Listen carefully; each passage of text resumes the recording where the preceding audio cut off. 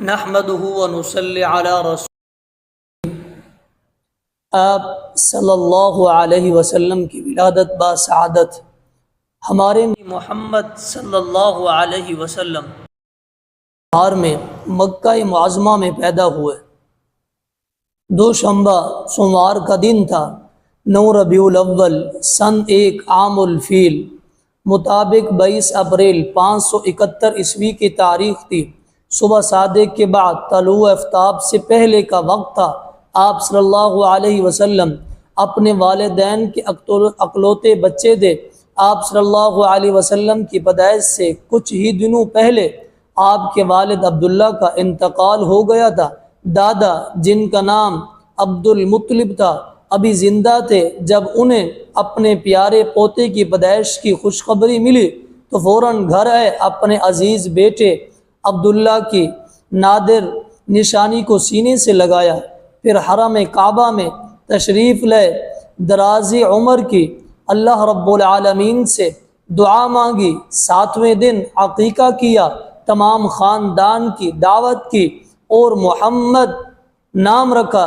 آپ صلی اللہ علیہ وسلم کی والدہ آمنہ نے آپ کا نام احمد رکھا، جو کہ قرآن مجید میں آپ کے ان دو ناموں کا ذکر ہے۔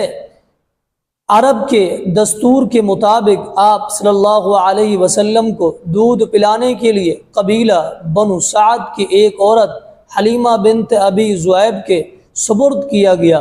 آپ صلی اللہ علیہ وسلم کی نشو و نما ایسی ہوئی کہ 2 برس کا ہونے سے پہلے ہی خوب تواں ہو گئے۔ دئی حلیمہ آپ صلی اللہ علیہ وسلم کو آپ کی والدہ کے پاس لے کر آئیں، لیکن چونکہ آپ صلی اللہ علیہ وسلم کی برکتیں دیکھتی ہی رہتی، اس لیے اصرار کر کے واپس لے گئی۔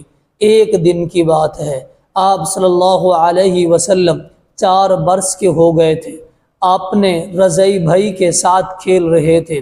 2 سفید پوش آدمی آئے اور آپ صلی اللہ علیہ وسلم کا سینہ مبارکہ چاک کیا، دل نکالا، زمزم سے دھویا، پھر اندر رکھ کر واپس چلے گئے اور نگاہوں سے اوجھل ہو گئے، مگر سینہ مبارکہ پر کوئی نشان نہیں تھا۔ دئی حلیمہ نے اس واقعے کے بعد آپ صلی اللہ علیہ وسلم کو آپ کی ماں کے حوالے کر دیا، اور اس واقعے کو شق صدر کا واقعہ کہا جاتا ہے۔